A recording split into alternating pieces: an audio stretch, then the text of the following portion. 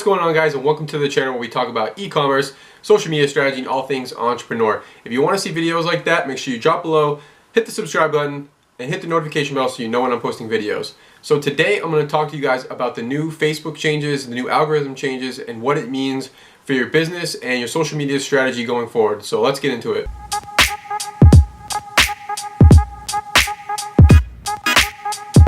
Alright guys, so this video is going to be a little bit different from my past videos. We're not going to get into the computer. We're just going to talk about some of the things that Facebook has done. They released an announcement last week that basically said pages run by businesses are going to have a harder time reaching an audience. So they've already kind of taken a lot of businesses and news feed and like news posts and stuff out of people's feeds because they wanted things to be more organic on the platform.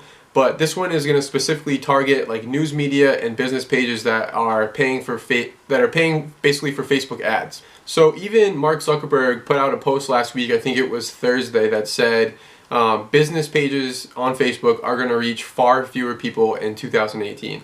So what does that mean for, people like you and me who are running smaller businesses? We don't have the money that a major brand might have that can still reach an audience and dominate the platform. They can afford to basically, pay more per customer to acquire them.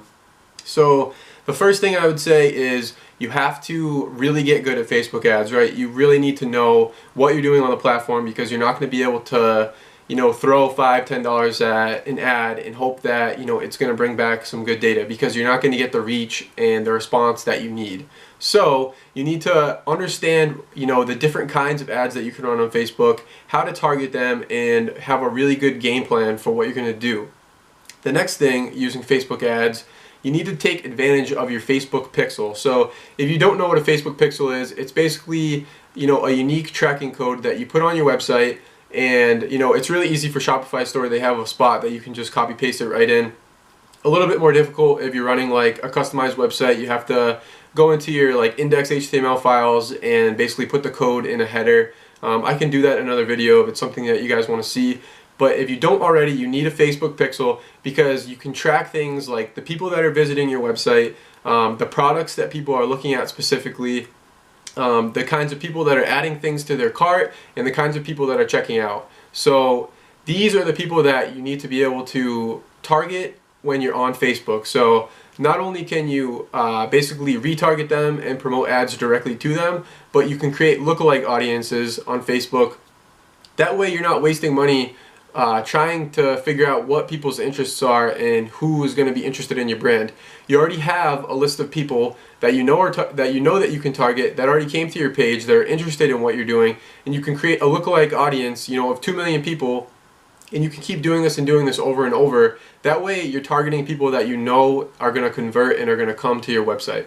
So yeah, just get really good at Facebook ads because you have to look at it this way. There's going to be less ad space, right? If basically Facebook is going to take some of this ad space out of the news feed, there's less space but the same demand. So say you have 100 people competing for 10 spots. Now you have 100 people competing for 5 spots, and the price of each of those spots is going to go up. So each ad is going to cost more money. It's going to knock a lot of the smaller players out, the smaller businesses that can't afford to pay that price per customer to acquire them to come to their page, come to their website, and convert them for a sale. So what can you do on Facebook as well to reach people organically? The first thing is to get in Facebook groups. Find some really big Facebook groups that you can contribute to and give meaningful basically posts, and start getting in these Facebook groups, and that way people will see what you're doing, see that you're providing good information, and then they'll come over to your page, maybe your Facebook page, your website. And then the more that you get in these groups, the more comfortable that you get. Maybe you can occasionally kind of do a promotional post where you can, talk about a giveaway or something that you're doing, which leads me to my next thing, is giveaways. So in order to reach people on Facebook, it was either a post by Facebook or from Mark Zuckerberg himself said, basically what they're going to view as a good post to share is going to have a lot of likes, shares, and comments. So that means that's what you need to target when you're putting out your posts on Facebook. So one great way is to do a giveaway. So run a giveaway of a product, a free t-shirt, a free whatever it is that you sell, and do a giveaway requiring, everybody to either share your post, like the post, and leave a comment, or maybe tag somebody in it, something like that. That way, if you're providing something that people are going to want, they're going to basically do those things that Facebook wants to recognize you as like a good thing to share organically and on people's pages. And that's how you're going to basically be able to promote your page, right? You need to run these kind of contests and promote shareable content that people are going to organically spread through liking and sharing themselves. You need to use real people to promote your business. You're not going to be able to pay your way to the top on Facebook, at least. Okay, so that's it for Facebook. So what else can you do basically to, to get over this hump that Facebook has thrown at you and you're not going to be able to take advantage of Facebook ads? The next thing I would say is you need to start spreading out as far as social media goes. So get on Pinterest, get on Snapchat, and get on Instagram. Now I know Instagram is owned by Facebook, but Instagram wasn't mentioned in these conversations, and I think that there's still room there to grow because that platform hasn't really been taken over by news media and paid ads like Facebook has. So, I personally am not that comfortable on Pinterest and Snapchat, but, seeing what's happening, I definitely will be getting my business more on those platforms. And I know that they have Pinterest for Business that you can promote ads for. So I'm going to be creating boards around my niche, around my business, and, promoting that and trying to generate traffic through Pinterest.